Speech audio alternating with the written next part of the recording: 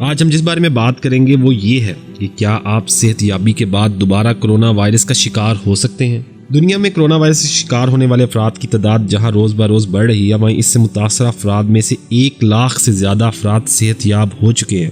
یہ سب سے اچھی بات ہے۔ تاہم ان میں سے کچھ مریض ایسے بھی ہیں جن کی صحت یابی کے بعد دوبارہ کرونا وائرس پایا گیا۔ عام طور پر نزلہ زکام جیسی انفیکشن کا شکار ہونے والے مریضوں میں ایسی بیماریوں کے لیے قوت مدافعت بھی پیدا ہو جاتی ہے۔ کرونا وائرس کے معاملے میں مختلف ہے۔ جاپان میں کرونا وائرس کا ایک 70 سالہ مریض وہ شخص ہے جس کی وجہ سے ڈاکٹروں کو اس سلسلے میں پریشان کن حقائق کا علم ہوا۔ ٹوکیو میں فروری میں اس مریض میں کرونا وائرس کی تصدیق کے بعد اسے الگ تھلگ رکھا گیا تھا۔ جاپانی خبر رساں ادارے NHK کا کہنا ہے کہ یہ شخص صحت یاب ہونے کے بعد اپنی روزمرہ کی زندگی کی طرف لوٹ گیا، لیکن چند دن بعد وہ پھر بیمار پڑ گیا اور اسے بخار ہو گیا۔ وہ واپس اسپتال آیا۔ اس کے معالجین کو یہ جان کر دھچکا لگا کہ اس میں دوبارہ کرونا وائرس پایا گیا ہے۔ یہ شخص جاپان میں ایک واحد مریض نہیں، لیکن بظاہر مریضوں میں صحت یابی کے بعد کرونا وائرس کے دوبارہ شکار ہونے والے واقعات زیادہ نہیں، لیکن ایک قابل ذکر تعداد میں ایسا ضرور ہوا ہے۔ مگر ایسا کیوں ہوا ہے؟ سوال یہ ہے۔ اسپین میں بائیو ٹیکنالوجی کے قومی مرکز سے تعلق رکھنے والے وائرولوجسٹ لوئس کا کہنا ہے کہ کم از کم 14% مریضوں میں دوبارہ وائرس پایا گیا جن کے صحت یابی کے بعد کرونا ٹیسٹ منفی آیا تھا۔ ان کے مطابق یہ نیا انفیکشن نہیں بلکہ وائرس کی واپسی ہے۔ میرے خیال میں دیگر امکانات کے ساتھ یہ بھی ممکن ہے کہ جہاں عام حالات میں ہم کرونا وائرس سے متاثرہ افراد ان کے خلاف مدافعت پیدا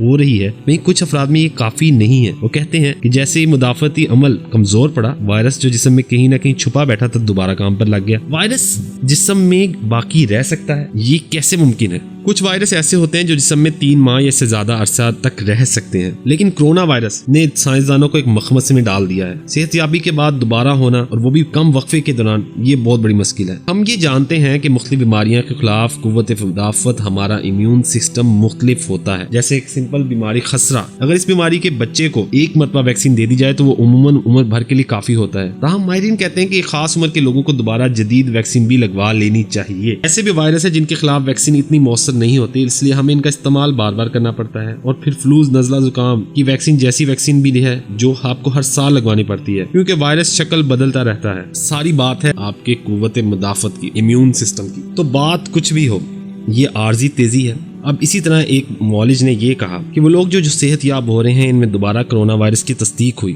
اور انہیں انفیکشن کے خاتمے سے قبل اس کی عارضی تیزی کا سامنا تھا۔ انہیں لگا کہ وہ ٹھیک ہو گئے، لیکن کچھ محققین کا کہنا ہے کہ کرونا وائرس کو سمجھنے کے لیے مزید تحقیق کی ضرورت ہے، ابھی وقت لگے گا۔ یہ ایک نیا وائرس ہے جس کے بارے میں ہم روز بروز کچھ نیا سیکھ رہے ہیں، اس لیے دوبارہ متاثر ہونے کے علامات کی وجہ سے بارے میں بھی کچھ یقین سے نہیں کہا جا سکتا۔ سائنس کوشاں ہے کہ اس بات کا جواب مل سکے، دنیا بھر میں حکومتوں کو بتایا جا سکے کہ وہ اقدامات کیا کریں، لیکن ساری باتوں کی ایک بات کہ آپ کا امیون سسٹم، آپ کا قوت مدافعت، آپ اس پہ توجہ دیں۔ آپ اس کی بیماری کا حل ماسک، سینیٹائزر میں نہیں، آپ کے جسم کے اندر ہے۔ آپ کا جسم اگر اتنا مضبوط ہوگا کہ وہ اس کا مقابلہ کر سکے۔ یہ جو بار بار کہتے ہیں نا کرونا سے ڈرنا نہیں لڑنا ہے، ڈرنا نہیں لڑنا ہے، لڑنا بھی نہیں بچنا ہے۔ آپ جتنی احتیاط کریں گے آپ اس سے بچ پائیں گے۔ سینیٹائزر کے پیچھے مت بھاگیں، اگر نہیں مل رہے ماسک، سینیٹائزر ختم ہو گئے، اس کی باتیں ہو رہی ہیں، آپ صرف اپنے جسم پہ توجہ دیں، اپنے خوراک پہ توجہ دیں، احتیاط کریں۔ احتیاط علاج سے بہتر ہے۔